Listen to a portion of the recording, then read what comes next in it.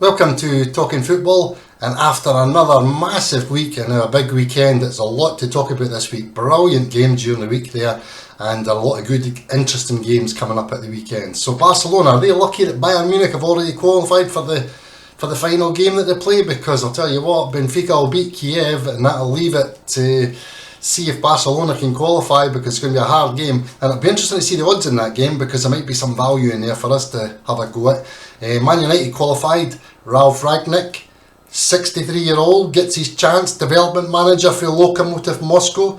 Never came for a top job in Germany, came for Lokomotiv Moscow. And the fans are getting all excited about this guy that got Leipzig to play well for a season. No exciting me at all. It's getting excited about something like that when you've got a couple of managers saying, "Nah, I don't even want to come and be the manager of Man United. Not for the time being, I'll see you later." I mean, Man United is a big club, shouldn't be taking old grandpas to come and take over. You look at, he was looked over for the German assistant manager years ago for Jochen Low. He got looked over for that task. He got Schalke 04. I could have played for Schalke 04. We went on tour with our under 21 team, and we played in this place, Bad Münster in Germany. And we played against the local team, and I was a goalkeeper, and I've had a couple of good games, 21-year-old or so I was, and Schalke scout was there, believe it or not, and he asked me to go and play a trial for Schalke after watching me in two midweek games when we were touring on Germany, and we were coming straight for the pub, straight to the park. So, but anyway, it never transpired. Probably I should have took the trial offer up, but Schalke 04, I mean, that's where Rangnick came from, and if they can take me, they'll take anybody. Hoffenheim, does that equal Darlington? Probably. A team in the second division. Alright, game is due. He took teams from nowhere and turned them into teams that performed. Leipzig had a great season and finished third or something like that. But that's great. It's just like saying Hibs have a good season, or Hearts have a good season, or something like that, or Queen's Park Rangers have a good season. You know, it's one of these things. Best season he had 29 wins, 13 draws and 10 losses. That's a great season. And he got beat with Celtic that season too. 2-1, finished third in the group in the I think it was the Europa League. Then he gets the director of football job when he's finished his wee 6 months stint. This guy must be all laughing all the way to the bank, I'll tell you that. Enough said on that. But I'll tell you what, the managers that didn't want it, you wonder why. What's going on? Why are they managers not wanting a job? Are they waiting for other better jobs and that they think, and take Man United at the end of the season when they didn't get their jobs, or they get sacked for the other jobs? It's going to be interesting to see how that pans out, but to be honest with you, I'm not convinced about that one. It's an interim manager. I suppose who could they get, because anything's better than Carrick. He's been interim manager, and he's been assistant manager to all the failed ones so far. So Man United maybe going in the right direction. One good thing we might see them playing attacking football, but when they start pushing in attacking teams, that defence they've got, I'll tell you, that goalkeeper, that'll be good fun to watch that getting hammered. Watford, remember, 4 past them. Group G for Salzburg, Rangnick could take that all the credit. That group's wide open, and he's got to take all the credit for Salzburg's survival and upbuilding. They're turning to be a great European team now. He's got to take the credit for that. He was there about 10 years ago. So anyway, Chelsea through. They want to beat Zenit to secure the top spot though, because you didn't want to go through in second place in the Champions League. You want to get that seed in place and further draw. Man City 2-1, goal class, brilliant. What about the forwards they're playing against? Mbappe, Neymar, Messi. They only scored 1 goal against Man City. My God, Crystal Palace done better, didn't they? Anyway, and Man City played them without a centre forward. And that's what Man City are doing. They're playing without a centre forward, to be honest with you. Sterling's playing it coming in for the sides. Mahrez comes in for the wings. Gabriel Jesus is hopeless. And they're really desperately need a centre forward. There's one going to be coming up, the Dortmund boy, because his season's finished. I mean, that's him. He's not going to the World Cup. He's going to just have a mediocre season in Germany. So you're going to be saying that the Norwegian wonder boy, is going to be looking for a club. So Man City probably ready made to sign him, but if he doesn't go to somewhere like Barcelona or something like that, because wasted his time at Dortmund, obviously, and he's Norwegian. There's nothing you can do there. But they just had a bad World Cup qualifying. Liverpool, different class. And Porto, they could knock out both Milan and Atletico Madrid. What a result that would be if Porto get the result in the last game in Milan, Atletico Madrid, both out, two big names out of the Champions League.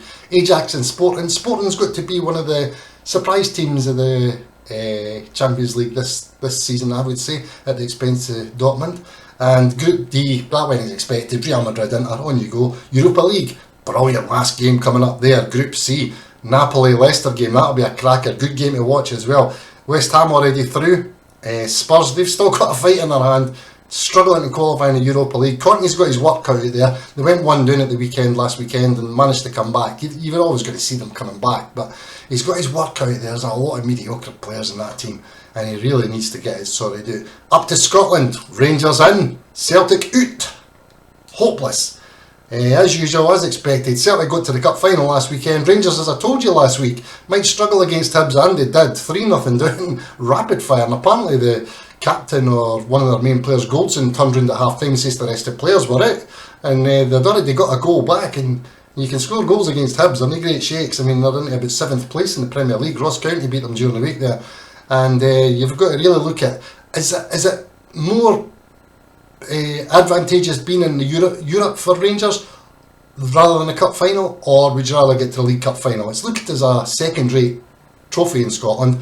Big Cup, Wee Cup as it's called in Edinburgh, because Hearts won the Scottish Cup so many times when Hibs were galloping about in the League Cup. But Hibs did get their win after 100 odd years, so it was Big Cup, Wee Cup, and I don't know if it's still the same over there.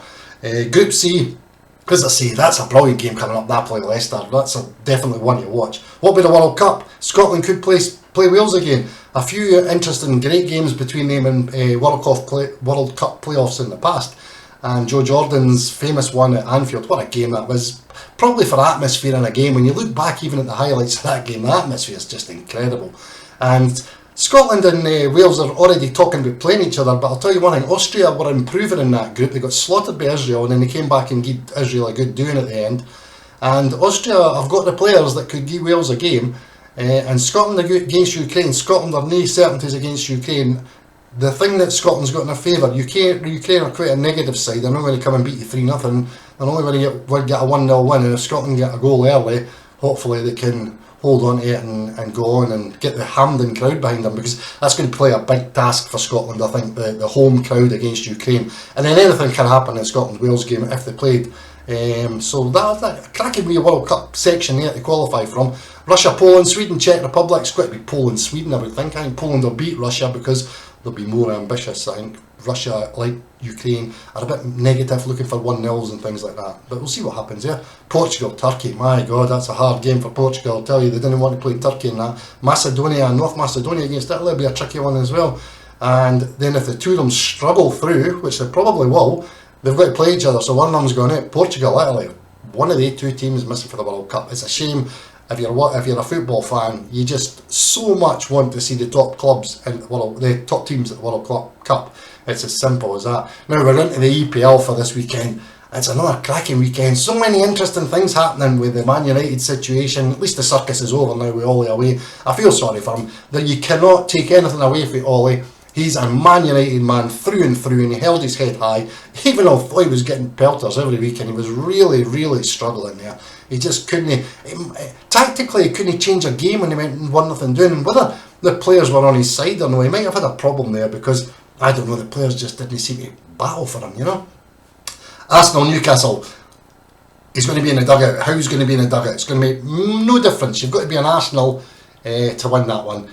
But the big thing was, I went for a coffee with my pal last week, and he's an Aussie. He's got his eye on the EPL, loves the EPL. He's an Arsenal fan, and he says, Roy, I love Arsenal, but we've beat all the wee teams and we're coming up against Man City. That'll be a test to see how we go. And right enough, he hit the nail right in the head, 4-0.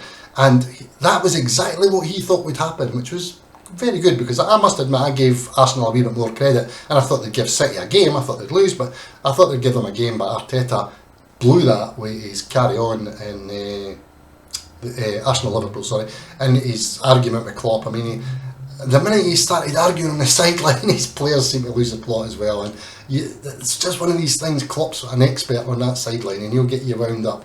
Palace against Villa, good game. Palace playing well. I like Palace. I like their style of they play under what's his name, Vieira. I like their style of play. Liverpool, lay the draw in that game. They've got to carry on their superb form. I would hate to play Liverpool now. You could just the way they play as a team, they're at you all the time. They've got pace, they've got balls coming in for the left, balls coming in for the right, coming through the middle, their forwards are on their toes all the time. Hard team to play against. Norwich didn't write them off. Massive price this week. There's your big price this week. 3.6. Or you could lay the draw at lay the away at 2.22. But 3.6. I know that the Wolves are in form and things like that, but Norwich, a couple of games now on their side, they've got a wee bit of momentum going, and that's the big price. 3.6 if you're a home team backer. Brighton could see off Leeds. I think Brighton could give Leeds a game this weekend. Leeds are hot and cold. 2.1 odds for Brighton. Or you could lay the away again and keep the draw on your side. 3.95 I think the away result is. And that would keep your draw on the side. Brentford, Everton, nothing to say about that game. Brentford, I hope, carry on their good form and their scoring. Everton, too boring for me this season. Burnley will test Spurs 100%. Spurs will need to be up to their best to get a result there, because Burnley will not sit back. They'll be at them and at them and at them. And I think Burnley could get something for that game. Leicester, Watford's another good game. Watford, great results. See how they play after the Man United game. But Rodgers getting booed by the Leicester fans. They didn't like him. They're turning against him. And Man United are talking about bringing Rodgers as a manager. That would be a joke, I would think. Because Rodgers has got a ceiling for where he goes, and that's Leicester's about his best. He's up at Celtic and that done well, but that would be about it for me. Man City, West Ham, great game. See how Moyes goes.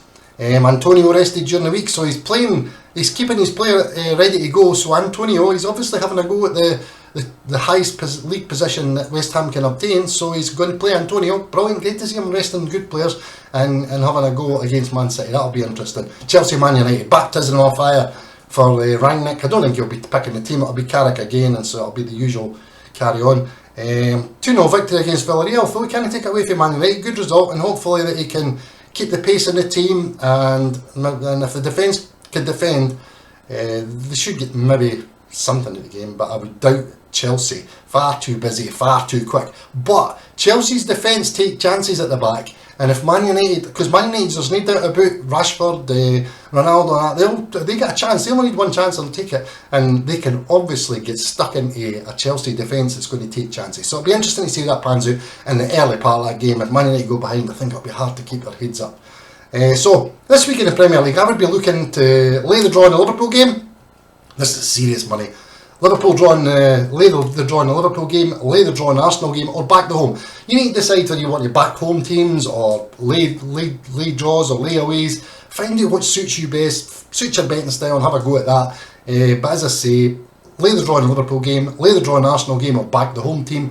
Back the home team Brighton game, lay the away. Norwich, back the home, or lay the away. If you lay the away in the Norwich game, you've also got the draw on your side, and that gives you a wee bit leeway to play there. So, whatever you do, remember, it's your money, it's my money, it's everybody's money. Have respect for the winners and losers in Betfair, and I'll speak to you next week.